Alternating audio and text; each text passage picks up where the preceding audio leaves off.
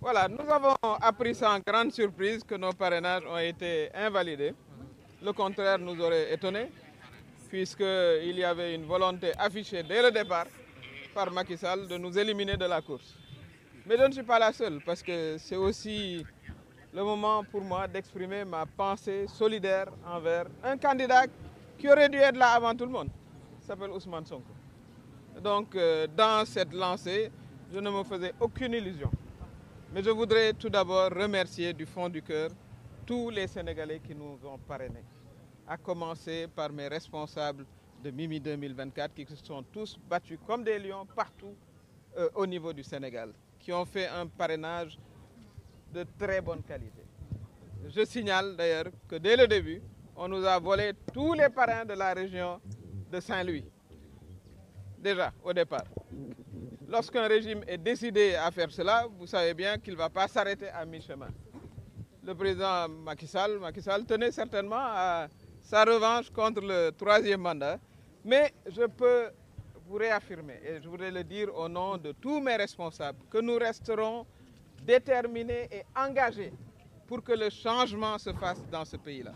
Il est important que plus jamais au Sénégal, plus jamais, on ne vive cette situation que nous avons connue, où on tire au sort vraiment, voilà, le prochain président du Sénégal quasiment, après en avoir éliminé, voilà, un important, Ousmane Sonko, qui aurait dû être là, injustement emprisonné, malgré 2 décisions de justice, on ne le laisse pas participer.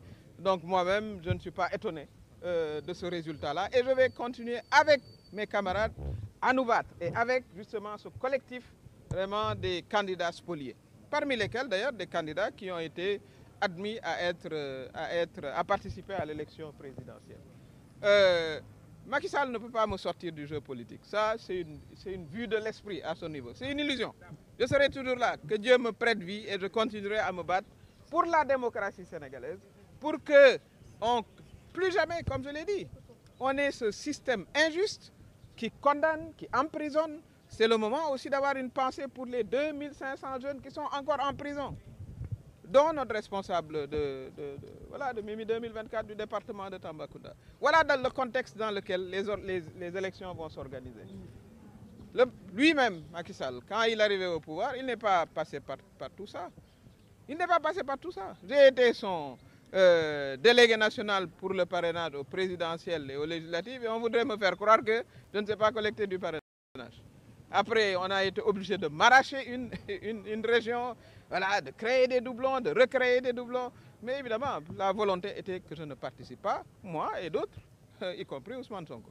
Mais ce n'est que partie remise. Ça, je peux prendre date avec le peuple sénégalais. Nous serons impliqués dans la campagne. Nous dirons ce que nous aurons à dire, Inch'Allah.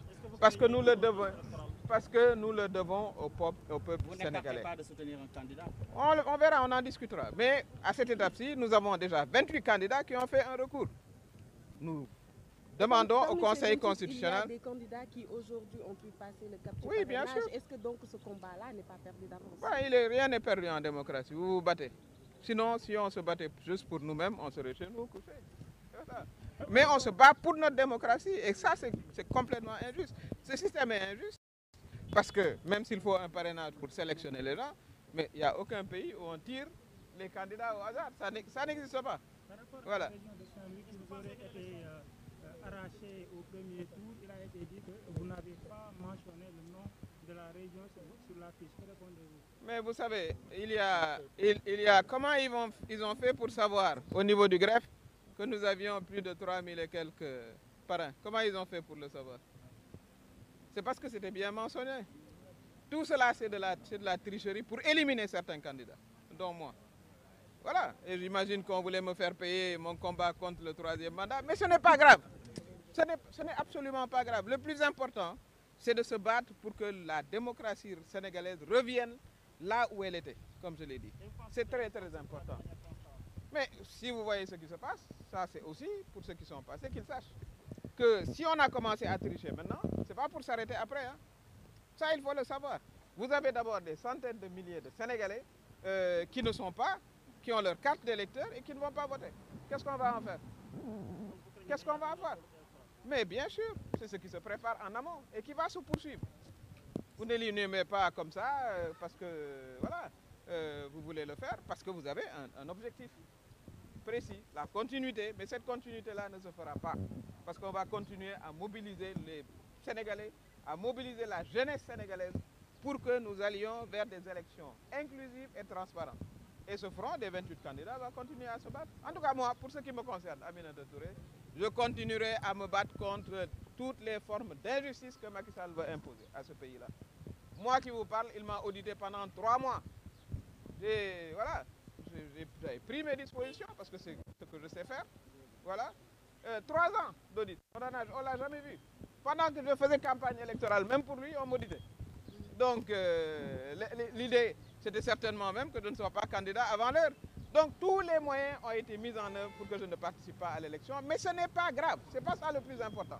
Le plus important, c'est qu'on continue, nous tous, à nous battre pour que cette démocratie qui a fait notre fierté vraiment continue à s'épanouir. Donc, ça, c'est le message que je donne à Macky Sall. Si vous pensez me sortir du jeu politique, vous vous trompez. Vous êtes parti. Macky Sall est déjà parti, lui, dans 4 semaines. 4 semaines, on va commencer la campagne électorale. Nous, on continuera, en tout cas. Moi, Aminata Touré, je demande à Dieu de me prêter vie pour continuer à me battre contre les injustices. La première des injustices, comme je l'ai dit, c'est que Ousmane Sonko aurait dû être là à vous parler. Voilà, donc...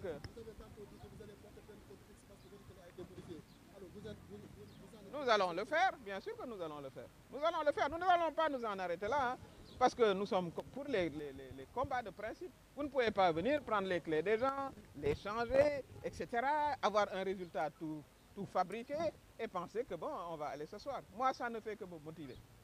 Moi, ma personnalité, c'est que quand je dois vivre une injustice, je me bats avec le peuple sénégalais, avec la jeunesse sénégalaise.